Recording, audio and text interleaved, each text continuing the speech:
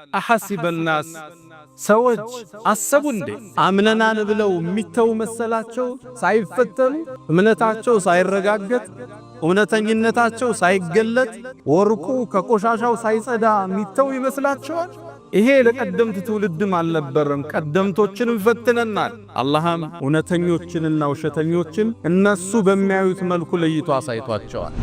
ዱንያ በሽታ ብቻ አይደለም ፈተና፣ ችግርም ብቻ አይደለም ፈተና፣ ጸጋ፣ ምቾት፣ ድሎት ማናስታውሰው ምድራዊ ፈተናው አንዱ ምቾት ነው። የአላህ ሙከራ ፈተና ብትላ ምንለው አንዳንዴ በችግር ሱና ከዋለን ስትታመም መታገዝ፣ ስራ እስክታገኝ መታገዝ፣ ትዳር እስክትይዝ መታገዝ፣ ይሄ ፈተና ግልጽ ነው። የጸጋ ፈተና ነው። የሀብት፣ የጤንነት፣ የውበት፣ የሰው ዘንድ ያለ ተቀባይነት ልትሸመግልበት ነው የተሰጠ።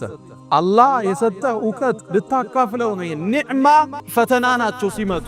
ወነብሉኩም ቢሸሪ ወልኸይር ፊትነተን ወኢለይና ቱርጃው እንጂ ችግር ሲደርስብን እየቀጣን እየፈተነን፣ ምቾት ሲሰጠን ደግሞ አላህ ስላላቀን አይደለም አክረመን አሃነን ይላሉ። አላህ ሀብት ሲሰጠው አላህ አከበረኝ ይላል። እየሸለመው መስሎታል። እየፈተነው ዘካ ያወጣል ወይ ወገኖቹን ይጠይቃል ወይ መስጂዶችን እንደዚህ ቁሞ ያሰራል ወይ ፈተና ነው የተሰጠው።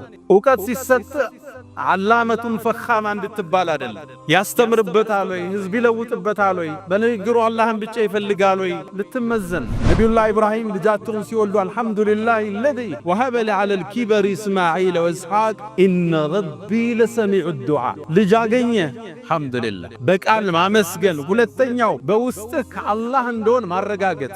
هذا من فضل ربي ቤትን፣ መኪናን፣ ልጆችን፣ ጓደኞችን ህዝቡ ሞልቶ መስጂድ ስታይ هذا من فضل ربي የተሰጠህን ጸጋ ለተፈጠረለት ነገር ማዋል፣ ማካፈል፣ መስጠት የሹክር አንዱ እርከን ነው። ኢዕመሉ አለ ዳውድ ሹክረን ወቀሊሉ ምን ዒባዲየ ሸኩር። የዳውድን ቤተሰብ አላህ ምን አላቸው? ሹክር ስሩ እንጂ አላቸው። ስሩበት፣ ስልጣን ነቢይነት ሰጥቻችኋለሁ ስሩበት አላቸዋል። ጸጋ ከምናመሰግንበት ውስጥ አንዱ ለተፈጠረለት ነገር ማዋል።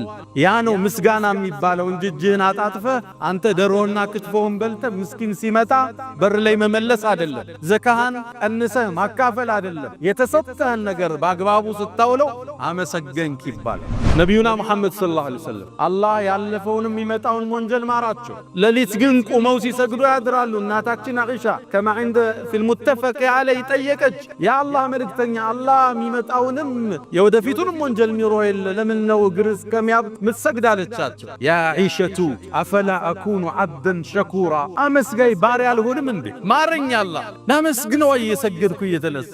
ለተሰጠ ጸጋ በአግባቡ ስታውለው አመሰገንክ ይባል። ለኢን ሸከርቱም ካመሰግናችሁ ለአዚደነኩም እጨምራችኋለሁ ነው አላህ እጨምራችኋለሁ ነው አላህ። ተባረከ الذي بيده الملك وهو على كل شيء قدير الذي خلق الموت والحياة ليبلوكم أيكم أحسن عملا وهو العزيز الغفور.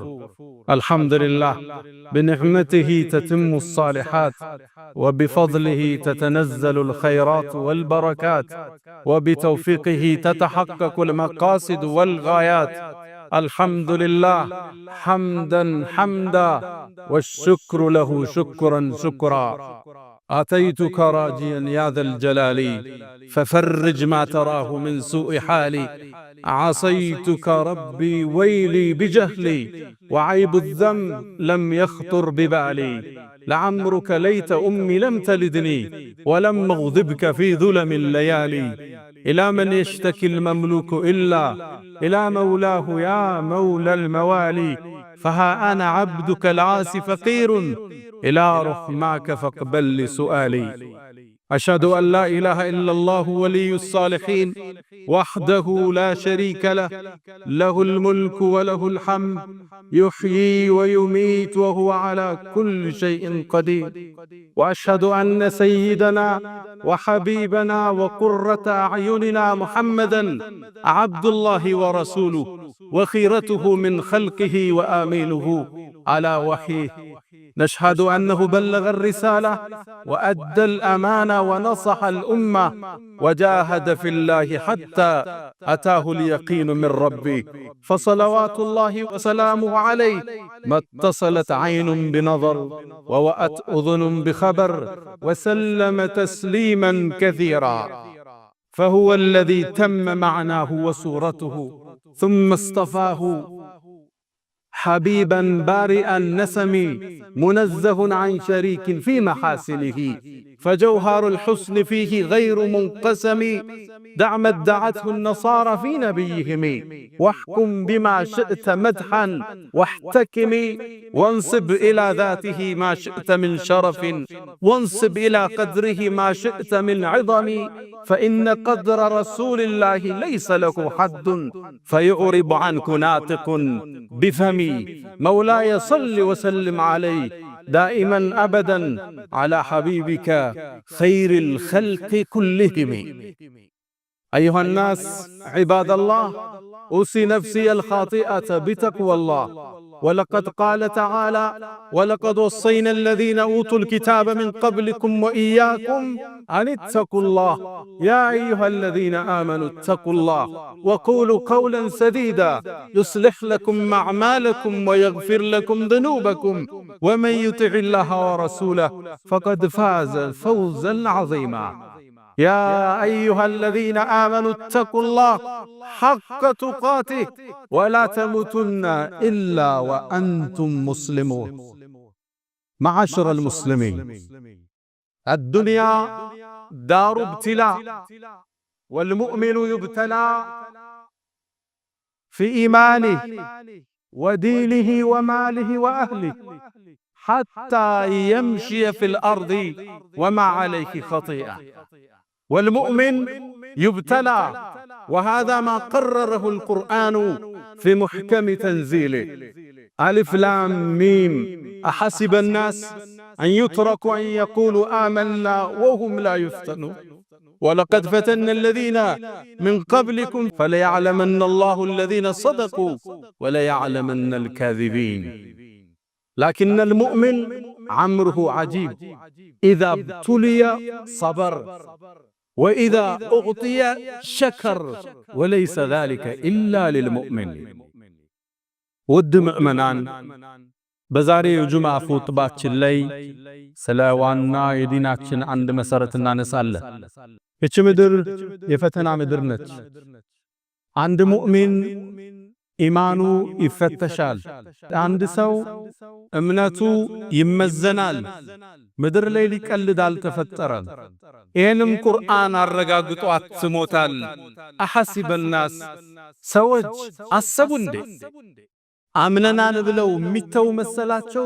ሳይፈተኑ እምነታቸው ሳይረጋገጥ እውነተኝነታቸው ሳይገለጥ ወርቁ ከቆሻሻው ሳይጸዳ የሚተው ይመስላቸዋል? ይሄ ለቀደምት ትውልድም አልነበረም። ቀደምቶችንም ፈትነናል። አላህም እውነተኞችንና ውሸተኞችን እነሱ በሚያዩት መልኩ ለይቶ አሳይቷቸዋል። ምድር ላይ ለቀልድ አልመጣንም። ፈተናዎች ይኖራሉ። ፈተናዎች ደግሞ ለየቅል ናቸው። አንዳንዴ በችግር እንፈተናለን። በበሽታ፣ በኢኮኖሚ ጥረት፣ በአካል መጉደል፣ በሰው መሞት፣ በወዳጅ መለየት ፈተናዎች ይኖራሉ። ሌላ ጊዜና ልብ ማንለው ምናልባትም ዛሬ በጥልቀት እንዳስሰው የጸጋ ፈተና አላህ ሀብት ሲሰጥ ፈተና፣ ጤንነት ሲሰጥ፣ ልጆች ትዳር ሲሰምር፣ ስራ ሲሰምር፣ ይሄ ፈተና ነው። ወነብሉኩም ቢሸሪ ወልኸይሪ ፊትነተን ወኢለይና ቱርጃዑን። በመልካምም በመጥፎም እንፈትናችኋለን አለ አላህ። ፈተና ሲባል ችግር ብቻ አይደለም፣ ጸጋም ፈተና። ጸጋ ተሰጥቶት አመሰግናለህ ነው ትታያል። ችግር ተሰጥቶ ትታገሳለህ፣ ትመዘናለህ። ዲን ማለት እሱ ነው። ዲን በአንድ አንቀጽ ሲቀመጥ ኢነ ፊ ዛሊከ ለአያቲን ሊኩሊ ሰባሪ ሸኩር፣ ሹክርና ሶብር ነው ዲን። አለቅ ጸጋ ተሰጥቶ ሸኩር መሆን ማመስገን፣ ችግር መጥቶብህ መታገስ፣ ዲን በአጭር ቃል ሲገለጽ እሱ። ነቢዩና ሙሐመድ ዓለይሂ ሰላቱ ወሰላም ከማ ዐንደል ቡኻሪ ምን ሐዲስ አቢ ሁረይራ አንድን ውብ ታሪክ ይነግሩናል። ስለ ጸጋ ያለንን ምልከታ ያስተካክሉልናል። አላህ ፈተናዎችን ሲያመጣብን ነገራቶችን በምን መልኩ ማለፍ እንዳለብን ካላለፍነው የሚጠብቀንን ውድቀትን ጠቅሰውልናል። ነገሩ ወዲህ ነው። ድሮ ከሳቸው መላክ ከክፍለ ዘመናት በፊት 3 ሰዎች ነበሩ ይላል። አንደኛው ቆዳው የተላላጠ ሰው ነው። የቆዳ በሽታ ያለበት አሁን የምናውቀው በሽታ በረስ የምንለው ቆዳን ወደ ነጭ የሚለውጠው የሚላላጥ በሽታ ያለበት። ሌላኛው አቅራ ጸጉሩ ራሱ ጸጉር የማያበቅል አላም ደግሞ ራሱ የሚቆስል ሰው ነበር። ሶስተኛው ደግሞ አዕማ ማየት የተሳነው ነበር። ከዚህ ፈተና በተጨማሪ ድህነት ደግሞ እነሱ ውስጥ ነበር። በሽተኞች ደሃዎችም ነበሩ። እሰቡት፣ በሽታና ድህነት ሲደመር ነገራቶቹን ከባድ ያደርገዋል። አላህ እነዚህም ባሮችን ሊፈትን ፈለገ። አንድን መላኢካ በሰው ልጅ አስመስሎ ላከ። አገኘው ያ ቆዳው የተላላጠበትን ግለሰብ።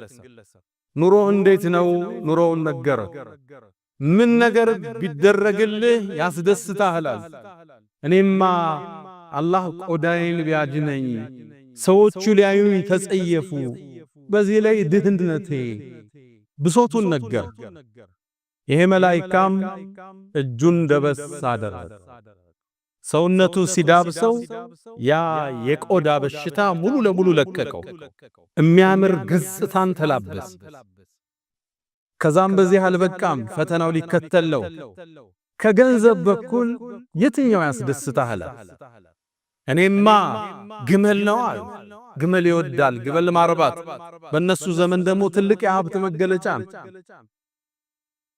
የ10 ወር ግመል ያረገዘች ሰጠ። ቆዳው ተሽሎታል፣ አምሯል፣ ገንዘብ ደግሞ ተሰጥቷል። ከዛም ያ መላኢካ ዱዓ አረገለት፣ ባረከላሁ ፊ ማሊክ፣ ገንዘብህን አላህ ይባርክልሃል። እንግዲህ 10 ወሯ ነው፣ ልትወልድ ነው።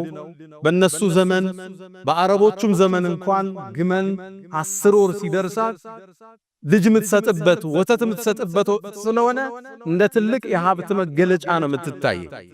ለዛ ነው አላህ ወኢዘል ዒሻሩ ዑጥለት ያለ የቂያም ቀንን ግዝፈት ሲናገር ያቺ የ10ሩን ግመል እንኳን ያቺ የናንተ የሀብት መገለጫ የሆነችውን ዙሮ ሚያያት አይኖርም ያለበት። ወኢዘል ዒሻር ዑጥለት ከግዝፈቱ አንፃር ካስፈሪነቱ አንፃር ያን ውድ ንብረት ማታዩበት ፈተና ይመጣል እያላቸው የ10 ወር ግመል ተሰጠው። ዱዓ አረገለት አደ ወደ ሁለተኛው ግለሰብ አንተስ ችግር ምንድነው? እኔማ ራሴ ጸጉር የለው ቁስል ነኝ፣ ሰው ተጸየፈኝ፣ በዚህ ላይ ድህነት ያለ ፈመሰሐ ይላሉ ነብዩ አለይሂ ሰላቱ ሰላም። ራሱንም ደበስ አደረገው። ይሄ መላኢካ አላህ የሚያምር ጸጉር ሰጠው፣ ቁስሉን አዳነለት። ዱዓ ቢያረግለት መላኢካ ያድነዋል። ለምን በእጁ ነካው?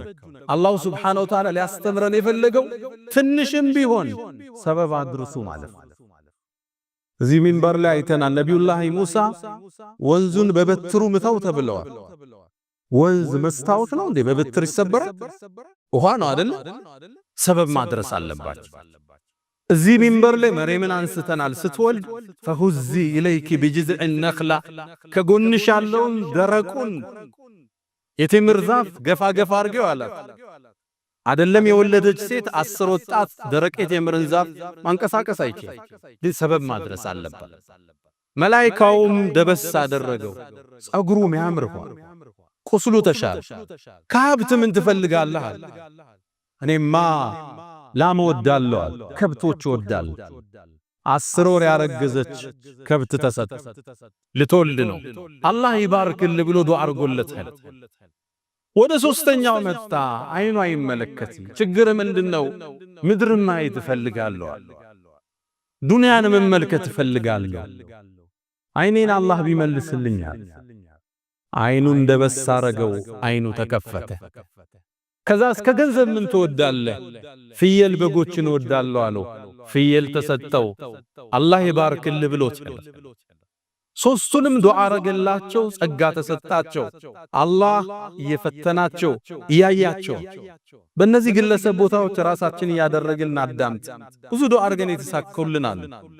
ትዳር እንመኝ ነበር ተሳክቷል። ልጅ አለ ተሰጥቶናል። ስራ እንደ ነገሩ እየሰራን ነው። ከትናንት ዛሬ የተሻለኝ ዛሬ የምንኖረው ህይወት የትናንት የዱዓችን እስቲጃባ ውጤት ነው። ተሳክቷል። እየኖርን ነው። አነሰም በዛ ጠበበም ሰፋም እየኖርን። ከዛም ዘመናት አላህ ተዋቸው። ጸጋው ተነባበረ። አንደኛው አሉ ሸለቆን የሚሞላ ግመል አላህ ሰጠው። ለሁለተኛው ሸለቆን የሚሞላ ከብቶች ሰጠው። ለሶስተኛው ሸለቆን የሚሞላ ፍየሎችን ሰጠው። ሸለቆ የሚሞላ ሀብት የሀገሪቱ ትላልቅ ባለጸጋዎቹ ትልቅ ሀብት ማማ ላይ ደረሱ። አሁን ለፈተና አላህ ያን መላእክት ደግሞ ላከ። ሙከራ ሊመጣ ያን መላእክት ወደ መጀመሪያው ሰው መጣ። ቆዳው ተልጦ ወደ ዳነው ሰው ቆዳው የተላጠ መላእክት ሆኖ መጣለት ይላሉ ነብዩ አለይሂ ሰላቱ ወሰላም ከማ عند البخاري። መጣናም አንተ ሰው ወይ አለው እኔ ችግረኛ ነኝ፣ መንገድ የወጣው መንገድ ተቋረጠብኝ፣ ከአላህ ከዛም ካንተ ውጭ ተስፋ የለኝም አለ። እባክህን ሰፊ ነገር አላህ ሰጥቷል፣ አንዲት ግመል ስጠይ ቤቴ ልድረስበት አለ። ያመሰግን ይሆን? ያካፍል ይሆን? አላህ ያያል፣ መላእክት ይታዘባሉ። አንድ መልስ መለሰለት፣ አይ አንተ ሰው ሆይ ብዙ ጉዳይ አለብን ነኝ አለው። ብዙ ወጪ የበዛብን ሰው ነን፣ ልሰጥህ አልችልም አለ። ተመልከቱ፣ ካንተ ውጭ የለኝም ብሎታል። የመጀመሪያ አገባ። ሁለተኛ የመጣለት ገጽታ የትናንት ማንነቱን እንዲያስታውስ ነው። ቆዳው የተላላጠ ግለሰብ ነው። ያን ሲያይ ቢያንስ ትናንትን እንዲያስታውስ ነው አላህ የፈለገው። ሁለተኛውን እርከን አለፈ። ሶስተኛ አላህ እዛው ላይ ጠየቀው፣ አንተ ሰው ወይ አለው መላእክቱን፣ አላቅህም እንዴ ድሮ እንደኔ እኮ ግን ቆዳ የተላላጠ ነበር። አሁንም ከባድ ፈተና ነው አይደል? አላህ ገለጠለት። በጭራሽ አንተ ሰው አታቀኝም፣ እኔ ታምሜ አላቅም አለ። አረ ደሃ ነበር ከአላህ አይደለም እንዴ ሀብት የሰጠ? አንተ ሰው ምንድነው የምታወራው? አና ወሪሱሁ ካቢራን አን ካቢራን፣ እኔ የተከበርኩ የሀብታም ቤተሰብ እኮ ነኝ። ከቅድማያቶቼ ከቅምቅማያቶቼ የመጣ ሀብት ነው የወረስኩት። ምንድነው የምታወራውን አላቀውም። አራት እርከን አለፈ። የመጀመሪያው መንገደኛ ነኝ ካንተና ከአላህ ውጭ ተስፋ የለኝም ብሎታል። ሁለተኛው ገጽታው እሱም መስሎ ነው የመጣው የትናንት ማንነቱ።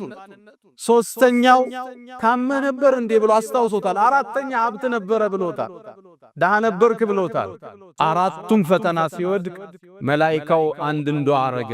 እንደምትለው ውሸት ከሆንክ ካለው ወደ ድሮ ማንነት አላህ ይመልሰው ብሎ ጥሎታል። ተመለሰ ወይ? ዑለማዎቹ ምን ይላሉ? አዎን ዱዓ አድርጓልና ይላል። ወደ ሁለተኛ ወደ ተመሳሳይ ጥያቄ ያቀረበለት አንተ ሰው ወይ አለው። ወደሱም የመጣለት ጸጉሩ የሌለው ራሱ የቆሰለው ነው መጣለት። የሱም የድሮ ማንነት እንዲያስታውስ ጠየቀው። አንተ ሰው ሆይ እኔ መንገደኛ ነኝ፣ ቤተሰቦቼ መድረስ አልቻልኩም፣ ችግረኛ ነኝ፣ እንደምታዩ ሰው የሚጸየፈኝ በሽተኛ ነኝ፣ ከአላህ ከዛም ካንተ ውጭ ተስፋ የለኝም። እባክህን አንዲት ከብት ስጠኝ አገሬ ልድረስበታል። አንተ ሰው ሆይ አለው። ተመሳሳይ መልስ። እኛ ብዙ ኃላፊነት አለብን፣ ብዙ ወጪ አለብናል፣ ብዙ መስኡልያ አለብናል፣ ልሰጣህ አልችልም አለ። አንተ ሰው ወይ ድሮ በሽተኛ አልነበርክም አለው። ምታወራውን አላቅም አለው። ድሃስ ኑረ ሀብታም አልሰጠህም አለው። ሀብት አልሰጠህም ወይ አላህ አለው። በጭራሽ ምታወራውን አላቅም። እንደምትለው ከሆነ አላህ ወደ ድሮ ማንነት ይመልስ ብሎ ጥሎታል። ተመልሷል። አዎን የመላእክቱ ዱዓ ስለማይመለስ ቅድም አላህ ይባርክልህ አለው። ሸለቆ ሞላ ሀብታቸው። አሁን አላህ ያጥፈው ሲለው ይጠፋል። ግልጽ ነው። ወደ ሶስተኛው መጣ። አይኑ አዕማ ኑሮ አላህ ስለከፈተው አሁንም አይና አዕማ ሆኖ መጣለት። አንተ ሰው ወይ ወደ ቤተሰብ የመድረሻ የለኝም፣ ችግር ውስጥ ነኝ፣ ደግፈኛል። ያ ሰው ምን አለ? አይነ አማ ሆኖ አላህ ያዳነው። አንተ ሰው ሆይ አንተ አይን የለህም፣ እኔም እንዳንተ ድሮ ነበር። አላህ አይኔን ከፈተልኝ፣ የምትፈልገውን ያህል ውሰዳል። ጌታዬ ትልቅ ውለታ ውሎልኛል፣ አልከለክልም፣ የምችለውን ያህል ውሰዳል። ከዛም ምን አለው መላኢካው? እኔ የአላህ መልእክተኛ ነኝ፣ መላኢካ ነኝ፣ ልፈትንህ ነው የመጣው። ካንተ አላህ ወዷል፣ በጓደኞች ላይ ግን አላህ ተቆጥቷል። ዱዓ አርጎለታል። ዱንያ በሽታ ብቻ አይደለም ፈተና፣ ችግርም ብቻ አይደለም ፈተና፣ ጸጋ፣ ምቾት፣ ድሎት ማናስታውሰው ምድራዊ ፈተናው አንዱ ምቾት ነው። ምቾትን በትክክል ከሚጠቀሙት አላህ ያድርገን። ጸጋዎችን ከሚያመሰግኑት አላህ ያድርገን። የተሰጠንን ከማንጠቅበት አመስጋኞች አላህ ያድርገን። አላ ወፈዐሉል ኸይራት ወስተግፊሩ ረበኩም ፈጡባ ሊልሙስተግፊሪን። الحمد لله على إحسانه والشكر له على تفضله وامتنانه ولا إله إلا الله تعظيما لشانه وصلى الله وسلم وبارك على رسوله وإخوانه أما بعد ወንድሞቼ ቁጥባውን ጠራ አድርገን አንድ ሶስት ነጥቦችን እናውሳና እንቋጨው። የመጀመሪያው መፍሁሙል አልበላ የአላህ ሙከራ ፈተና ብትላ ምንለው አንዳንዴ በችግር እሱ እናቀዋለን። ስትታመም መታገስ፣ ስራ እስክታገኝ መታገስ፣ ትዳር እስክትይዝ መታገስ፣ ይሄ ፈተና ግልጽ ነው። የጸጋ ፈተና ነው። የሀብት፣ የጤንነት፣ የውበት፣ የሰው ዘንድ ያለ ተቀባይነት ልትሸመግልበት ነው የተሰጠ። አላህ የሰጠህ ዕውቀት ልታካፍለው ነው። ኒዕማ ፈተና ናቸው ሲመጡ። ወነብሉኩም ቢሸሪ ወልኸይሪ ፊትነተን ወኢለይና ቱርጃዑን እንጂ ችግር ሲደርስብን እየቀጣን እየፈተነን፣ ምቾት ሲሰጠን ደግሞ አላህ ስላላቀን አይደለም አክረመን አሃነን ይላሉ አላህ። ሀብት ሲሰጠው አላህ አከበረኝ ይላል። እየሸለመው መስሎታል፣ እየፈተነው። ዘካ ያወጣል ወይ? ወገኖቹን ይጠይቃል ወይ? መስጂዶችን እንደዚህ ቁሞ ያሰራል ወይ? ፈተና ነው የተሰጠው። ዕውቀት ሲሰጥ ዓላመቱን ፈኻማ እንድትባል አይደለም። ያስተምርበታል ወይ? ህዝብ ይለውጥበታል ወይ? በንግግሩ አላህን ብቻ ይፈልጋል ወይ? ልትመዘን። ሁለተኛው ደረጃ ሹክር ማወቅም ይገባል። ሹክር ማለት ሶስት እርከን አለው። አላህ ለሰጠ ጸጋ ማመስገን ማለት የመጀመሪያው በቃል መናገር፣ አልহামዱሊላህ ይሄን ቤት ሰጠኝ፣ ይሄን መኪና፣ ልጆችን ሰጠኝ፣ ጥሩ ትዳር ሰጠኝ፣ ጤንነት ሰጠኝ፣ መልካም ቁመና ሰጠኝ፣ ጥሩ ጓደኞች ሰጠኝ። ሹክር በቃል ነቢዩላህ ኢብራሂም ልጃቸውን ሲወልዱ አልহামዱሊላህ الذي وهب لي على الكبر اسماعيل واسحاق ان ربي لسميع الدعاء ልጅ አገኘ አልহামዱሊላህ በቃል ማመስገን። ሁለተኛው በውስጥህ ከአላህ እንደሆነ ማረጋገጥ። هذا من فضل ربي ቤትን፣ መኪናን፣ ልጆችን፣ ጓደኞችን፣ ህዝቡ ሞልቶ መስጂድ ስታይ هذا من فضل ربي هذا رحمة من ربي። እዚህ መድረክ አውስተናል። ዱልቀርነይን ግንቡን ሲጨርሰው هذا رحمة من ربي ይሄ የጌታዬ እዝነት ነው፣ ያንተ ችሎታ አይደለም። በእውቀትህ በውበትህ በተቀባይነት አይደለም። هذا من فضل ربي። ሶስተኛው የተሰጠህን ጸጋ ለተፈጠረለት ነገር ማዋል፣ ማካፈል፣ መስጠት የሹክር አንዱ እርከን ነው። ኢዕመሉ አለ ዳውድ ሹክረን ወቀሊሉ ምን ዒባዲየ ሸኩር። የዳውድን ቤተሰብ አላህ ምን አላቸው? ሹክር ስሩ እንጂ አላቸው። ስሩበት፣ ስልጣን ነቢይነት ሰጥቻችኋለሁ ስሩበት አላቸዋል። ጸጋ ከምናመሰግንበት ውስጥ አንዱ ለተፈጠረለት ነገር ማዋል። ያ ነው ምስጋና የሚባለው እንጂ እጅህን አጣጥፈህ አንተ ደሮና ክትፎውን በልተህ ምስኪን ሲመጣ በር ላይ መመለስ አይደለም። ዘካህን ቀንሰህ ማካፈል አይደለም። የተሰጠህን ነገር በአግባቡ ስታውለው አመሰገንክ ይባላል። ወቀሊሉን ምን ዒባዲየ ሸኩር አላለ። ከባሮች ጥቂቶቹ ናቸው ሶስቱን እርከን አሟልተው አላህን የሚያመሰግኑ። ነቢዩና ሙሐመድ ሰለላሁ ዐለይሂ ወሰለም አላህ ያለፈውንም የሚመጣውን ወንጀል ማራቸው። ለሊት ግን ቁመው ሲሰግዱ ያድራሉ። እናታችን አኢሻ ከማ عند في المتفق عليه ጠየቀች፣ የአላህ መልእክተኛ አላህ የሚመጣውንም የወደፊቱንም ወንጀል ሚሮ የለ ለምን ነው እግር እስከሚያብጥ ምትሰግድ አለቻቸው። ያ ዒሸቱ አፈላ አኩኑ ዓብደን ሸኩራ፣ አመስጋይ ባሪያ አልሆንም እንዴ? ማረኝ አላህ ላመስግነው እየሰገድኩ እየተነሳ ለተሰጠ ጸጋ በአግባቡ ስታውለው አመሰገንክ ይባል። ግን ይሄን የሚያደርጉት ጥቂቶቹ ናቸው። ሰይድና ዑመር ከዓባን እየጠወፉ እያለ አንድ ሰው ዱዓ ያረጋል። አላሁመ ጀዐልኒ ሚነል ቀሊል ሲል ሰሙት። ከትንሾቹ አላህ አድርገኝ አለ። ያዙት፣ የሐቅ ሰው ናቸው። አንተ ምን አይነት ዱዓ ነው የምታደርግ አሉት። አላህ ቁርአን ላይ ያለውን ነው ማደርግ አላቸው። አላህ ምን አለ ቁርአን ላይ አሉት? ወቀሊሉን ሚን ዒባዲየ የሸኩር፣ ከባሮች ጥቂቶቹ ናቸው አመስጋኝ። አብዛኛው አማራሪ ነው፣ አቤቱታ አቅራቢ ነው። የሆነ ነገር እስኪደርስ አላህን ይለምናል። ከያዘው በኋላ ወደዛ ነው የሚሄድ። ይሄን ረስቶታል። ቤት ብሏል ተሳክቷል፣ ትዳር አለ ተሳክቷል፣ ስራ አለ ተሳክቷል። አሁን ሌላ ነው የሚያስበው፣ ይሄን አይደለም የሚያመሰግን።